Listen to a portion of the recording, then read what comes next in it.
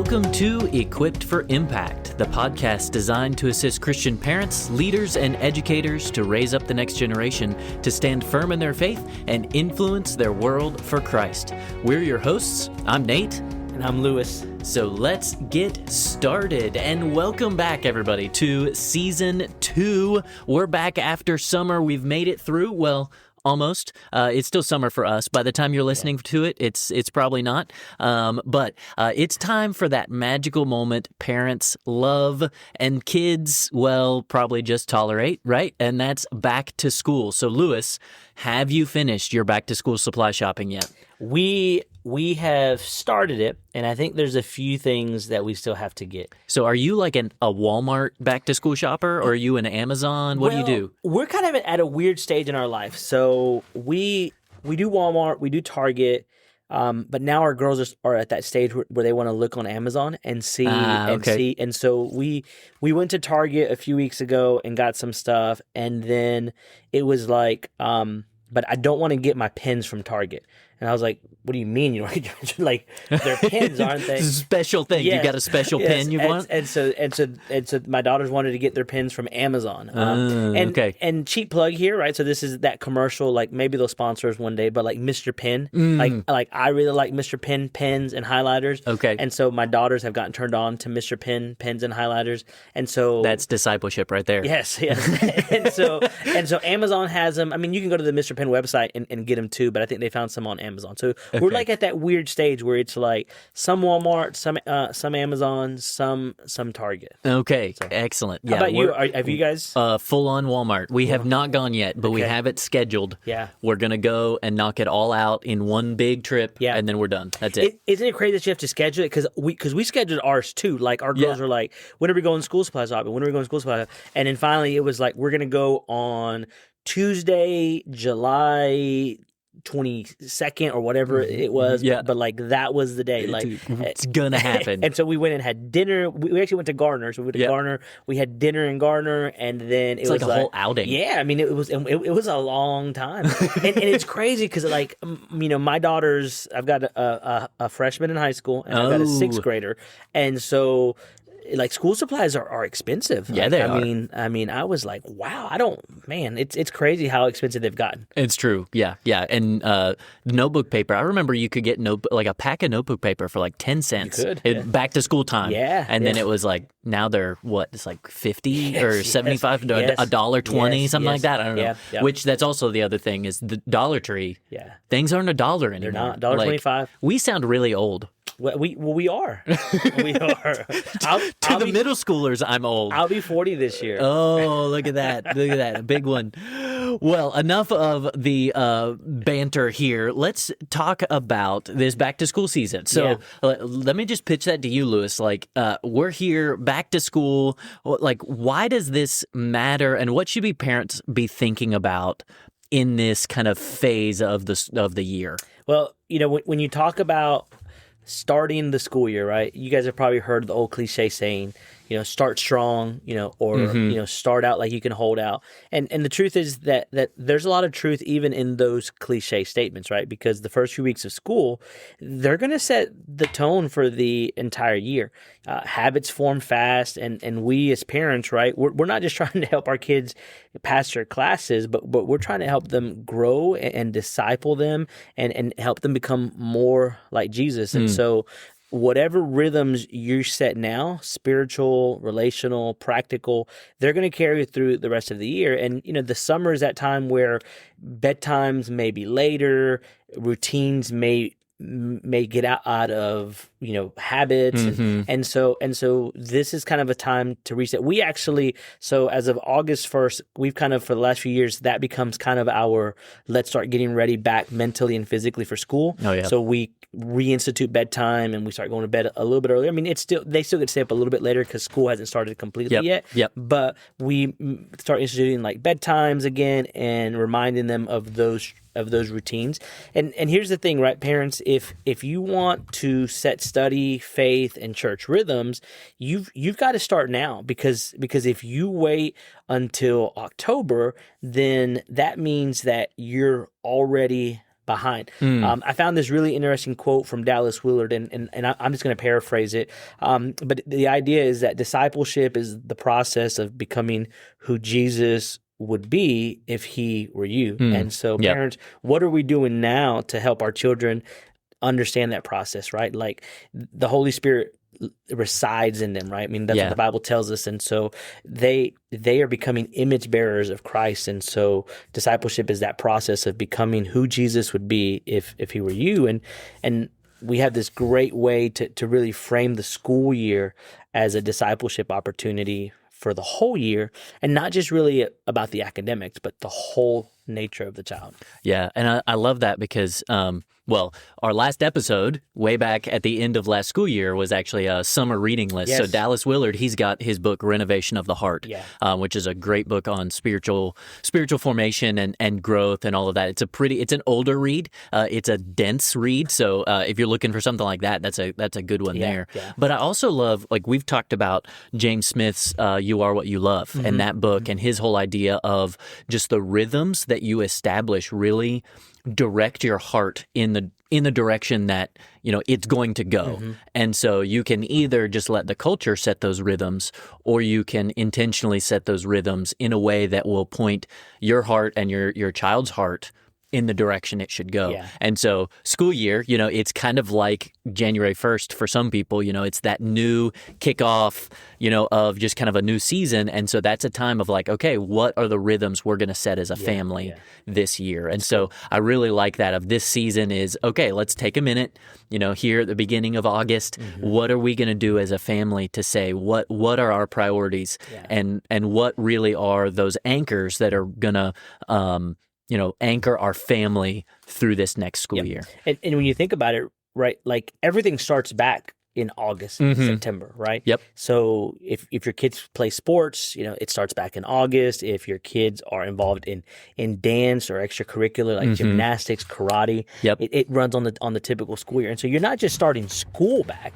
but you're starting the routines that are going to set the schedule for the year. Yep. So what we've got today is there are really three, we're going to call them parent plays. So these are three plays you can put in place this school year to really set those rhythms and help disciple your children. So that first one, we kind of already hinted at, that's to set those anchors. So what are those anchors going to be for your family, moving into this school year? So, we're not saying obviously your teenager has to wake up at 5 a.m. and read, through the book of Leviticus because they're doing a read the Bible in a year plan. Like that's not going to work. But what are some things that should be anchors for families early in the school year? Let me just say, though, that if your kid wakes up at 5 a.m. and that's their plan to read Leviticus, please email us. podcast@waynechristian.org. Let us know how that works out because I would be curious. Of course, I saw one place that somebody was saying they were going to get in shape, and that was one of their goals. And then they read Leviticus where it says the fat belongs to the Lord, and so they just gave up on that goal. They just gave up because they wanted to belong to the Lord. That was a Bible joke and a dad joke. Like it's too good to pass up. If your quiet time involves Leviticus, you are more spiritual than me. But I think it goes back to some of the things we've said in the past. And if this is the first time you've ever listened to an episode, I'd encourage you to go back, listen to season 1. There's some good stuff. But I think it just starts with are you making time for short morning devotions? Right? Even just 2 to 3 minutes, nothing complicated. I have one that I do. It's called The Navigators, and it's like a little 5-minute devotion. And so maybe having your kid just do a short morning devotion. Maybe it's just as simple as praying with them before they leave, or maybe on the ride to school, maybe over breakfast. At normal breakfast time, right? Because that's when we eat breakfast. Or not whatever. after 10:30. Not after 10:30, right? Well, because you're already at school, right? And so, or really whatever works for your family. I mean, every family is different. And look, don't do what we're telling you to do because you think somehow we're super spiritual and we've got it figured out. Like find the routine that's going to work for you and your family, and maybe even let them see you reading the Bible. Yep. Or you praying, because kids are going to notice that kind of stuff, and they pay attention to what you're doing, and so you may not think it has an impact. Now, I remember you shared the story in one of the episodes about your mom and the way she would leave her Bible, and you knew because she had her coffee cup. You could hear the spoon stirring the coffee every morning. And so all of that influenced you, and so because I do drink coffee while I have my quiet time. You know, it's important. Are you a coffee drinker? I am a coffee I drinker. didn't know that about you, I don't think. Yeah, coffee, and I do eat breakfast for dinner. But usually it would have to be decaf coffee if it's going with breakfast for dinner. So it's too late for caffeine. Too late. So see, all sorts of crazy rules that you have to follow if you eat breakfast for dinner. Because it messes you up. I'm not a coffee drinker, but you know, I guess whatever floats your boat, right? Yeah, and that'll help. But having these anchors, right? And it's the routines, it's the rhythms, whatever is important. Just find what works for you, and be intentional about it, and don't be afraid to mix it up, right? Yeah. Just because you might be late to this, maybe you're listening to this in October, November. It's okay. You see, just admit that something's not working and find a new rhythm and routine. The main thing is that you're intentional about it, and you set those priorities instead of letting the culture or your schedule set your priorities. It's a classic, don't let the tail wag the dog situation. So that's the first one. Find those anchors and set them early if you can. The second one is really thinking about things starting back up again, and that's youth group. So make youth group or your kids ministry a non-negotiable. Make that a priority in your family's life. Like what does that look like for a family and getting back into a youth ministry at their church? You know, for a lot of our churches, they take the summer off when it comes to their normal routine, right? So my church, we start up, I think it's the Wednesday after Labor Day. Okay. And that's kind of like, the season of our midweek services. And so we take off Memorial Day through Labor Day, and then in September we start back up with our midweek. And so whatever your church does, if they take off the summer and then they start back up, if it's Wednesday night, if it's Sunday night, if it's another night during the week, you've got to realize that it's not an activity that you're trying to fit in. Like, it has to become the lifeline of your teenager's faith. It's got to become the lifeline of your preteen or your child, and even you as a parent, right? Because if it's just seen as something that you do when it's convenient, then you're never going to do it, right? It has to become a priority for you and your family. And we talk about why it matters. Well, because there's friendships that form in church that can sustain your child. I think about just some kids that I've known over the course of my time in ministry. Some of the best friendships that were formed in youth group. And these might have been kids who maybe weren't very popular in their school. Maybe they even got picked on or bullied just because of the nature of their school. But youth group became an escape because they got to be around people that loved them, that helped them, that mentored them. And so parents, they can form these friendships. They can develop relationships where they're being mentored, and it also gives them a safe place to wrestle with real questions, right? And so again, they may be encountering things that the culture is feeding them that they don't know how to ask or who to ask, and being involved in a youth group, being involved in an Awana club or a Word of Life group or whatever your church does gives them an opportunity to have that. Yep. And I think that's one of the biggest things for me. Like, I always wanted multiple adults saying the same thing I was, to my children.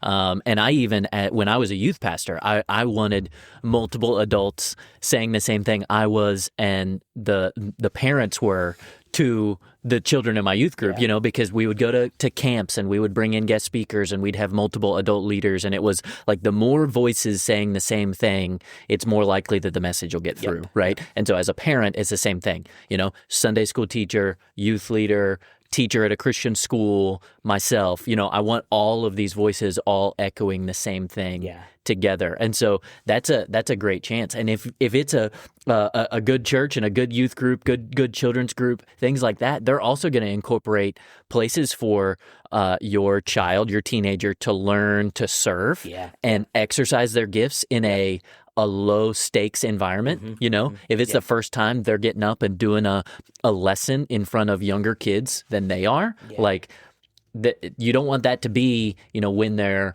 20, 25 and they've never done it before. Like if they get reps in a low stakes environment when they're a teenager, like that can just have so much. It's that compound interest. The earlier you start, the better it'll be for them. They can then have a lifelong of service that they develop because they were learning those skills as a teenager. And we see it as a long-term investment, right? So attending now is that long-term investment in their spiritual walk, and it's going to make an impact. Lifeway did a research back probably about 8 years ago, and what they found is that students who are actively involved in their church during high school are twice as likely to stay engaged in their faith after graduation. And it's not about attending, but it's about serving, right? Actively involved. Yes. Yep. And so, parents, the way that you can help with this is treat it like you would another extracurricular activity, right? So your kid isn't going to miss a game. They might not miss practice, and you're not going to let them skip those things. And so why do we do it with church? Offer to drive their friends, like make it an outing for them and their friend group. So maybe their friend's school doesn't have their friend's church doesn't have a midweek service, and yours does. Then make it your calling, your mission to make your call this rolling youth ministry where you're picking up 3 or 4 kids. I can tell you that youth pastors out there are gonna love the mom that shows up with the minivan that has like 6 kids that just fall out of it. There you go. I'm at this weird stage right now where I'm actually going to be leading the teens at our church. Okay. And so, I'm a little bit nervous and excited, right? So I've got that nerve-sided kind of thing going on. There you go. Because it's probably been, like 15 years since I was last a youth pastor at a church or leading teens. And so I have the opportunity to do that. And so, look, I'll be honest with you, like, Mom, Dad, like if you show up in a 7-passenger minivan, like with 7 teenagers, like I'm gonna love it. Like I'm gonna be excited, and so just find ways to do that, and then ask what they've learned afterward, not in an interrogative way, right? But to understand like what stood out to you tonight. One of the things that I ask my girls anytime that they're involved in a lesson is, what did you get out of today's message? And they, typical teenagers like, I don't know, right? But probe deeper. If you're a youth pastor, pro tip, if you're a youth pastor listening to this, is have a way that you communicate with those parents. Like, I know this is kind of off topic for us, but have a way where you can give the parents a heads up so that they know what you've talked about, so that when they have those conversations, they're deeper, right? And parents, like, if your youth pastor doesn't do that, ask. I'm sure they would love to tell you those things, even if they're not actively like taking that first step. Like, just ask them, and they will tell you. Though, hopefully, they've got a plan, and they can share that, and you're like in the know, so that when the kid says, "Oh, I don't know," well, you can be like, "Well, wasn't it something about David and Goliath?" Oh, how'd you know that? And busted, it's right? busted. That's exactly right. So that's a good one. Another way that you can also help your kids really get excited about youth group and ensure that they're there is if you volunteer to help in the youth group. Now, there's different ways. Like, how do your kids feel about you leading the teens? I don't know. I think my youngest is probably excited. Because she's, my oldest hasn't seen me in that role. Ever. My youngest, because I've done stuff with like the younger children in our church, so I've done some of her classes. So I think she's a little bit excited. My oldest one is like, I don't know. Like, she's also starting high school, so that's a different phase, right? Some parents are like that. Like, some kids are like, absolutely not. I don't want my parent in the room. And then some are like, that's awesome. Like, my parents are there. And they can hang out, and then it's not any extra stress because they're right there. And the truth is that your kid is going to enjoy youth group midweek service more if you're engaged with it too. So that's exactly just right. Just make it a whole family thing. That's right. So with all of those things, so we've got setting those anchors. We've got specifically that youth group, getting back into things at church. Number 3, we would say, is just find a balance where you can balance school, faith, and life. And really, like, I've heard different takes on this, and some people love the word balance. Some people hate the word balance and would prefer, like, find the right tension or whatever. But, like, think about, like, a tightrope walker. If you've ever watched somebody do that, maybe at the circus or whatever, like, they'd never like stand straight right in the middle while they're going across the tightrope, right? They're constantly shifting back and forth to try and maintain balance. And that's really what life is like. Like, we understand that analogy. Like, there's going to be times, you know, school is going to be, it's a little closer to exams. It's going to be a little bit heavier. Sports, maybe, you know, church is in a heavy season where it's camps and VBS or whatever. Like, your balance is going to shift a little bit, but it's going to be constantly going back and forth.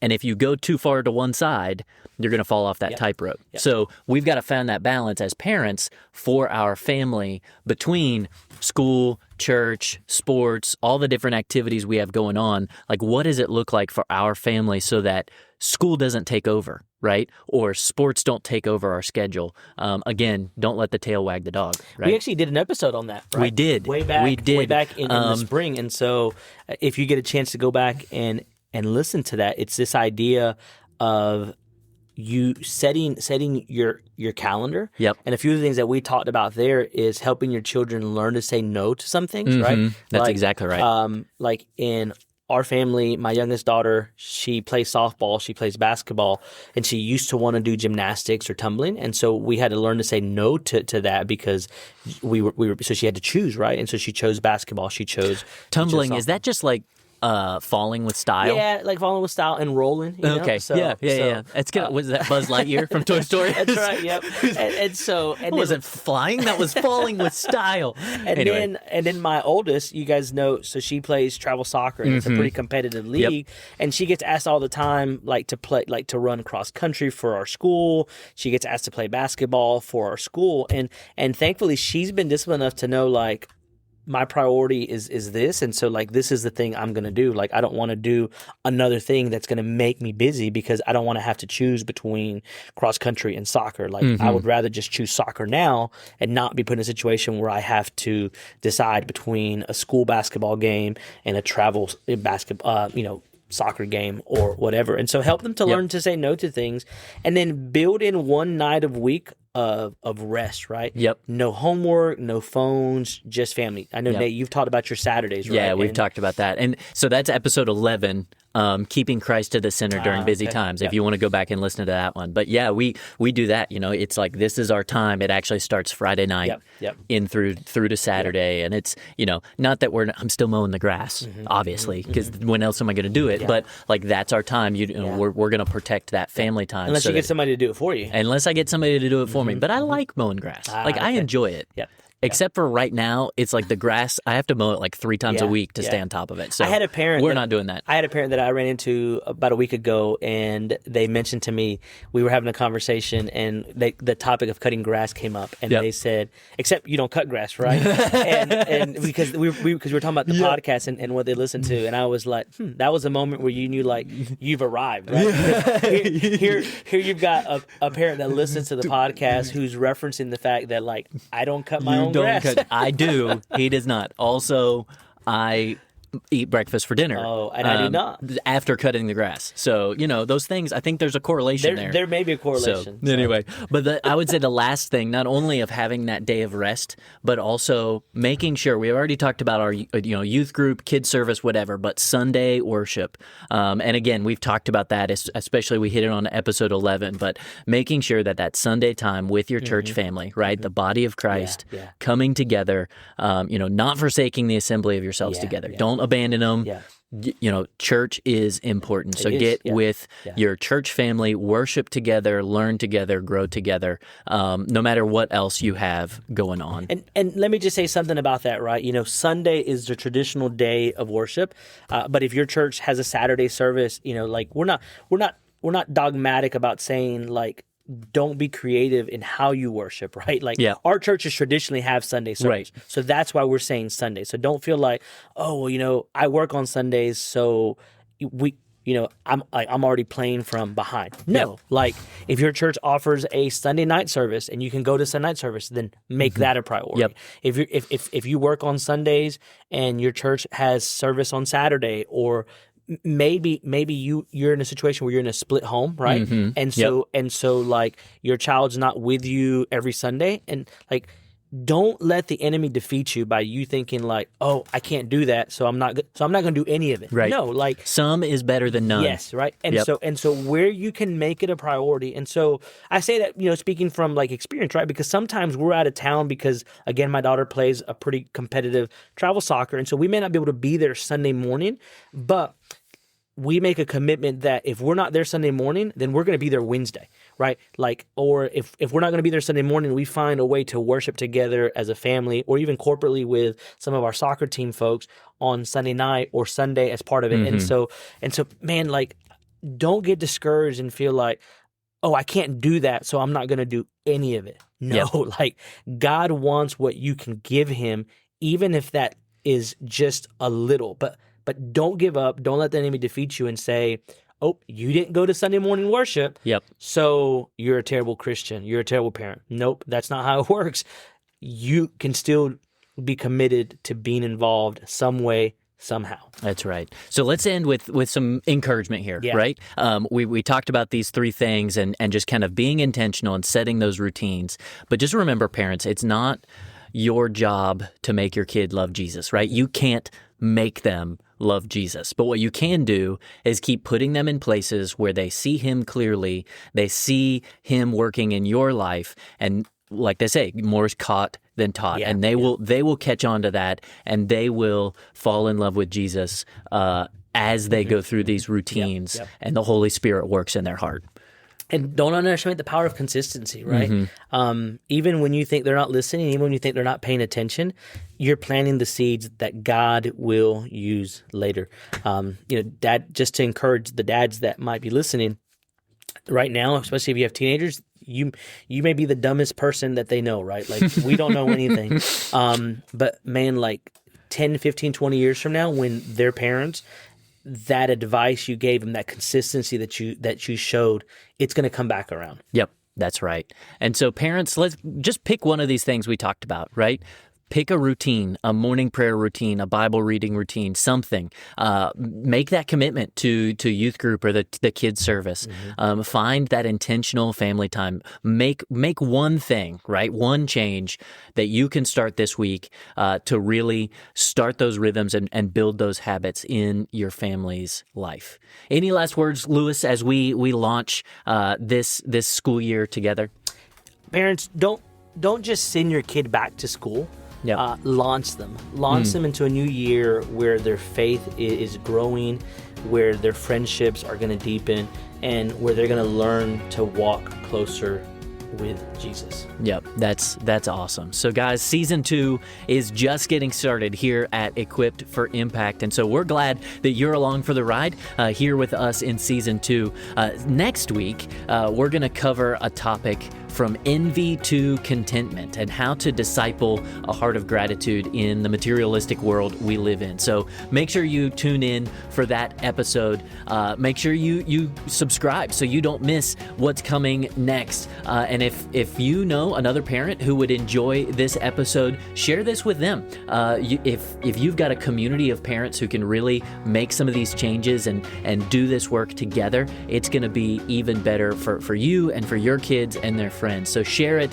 Thank you guys for joining us today. And until next time, keep leading the next generation to stand firm in their faith and influence their world for Christ.